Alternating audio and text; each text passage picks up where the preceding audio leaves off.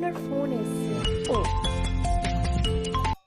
Hello, আর বলিস না রে, বাইকটা হট করে স্টার্ট বন্ধ হয়ে গেছে। দেখছি, হ্যাঁ 10 মিনিট দেরি হবে, আমি আসছি। হ্যাঁ রাখছি, এই নাও। দাঁড়াও, শোনো,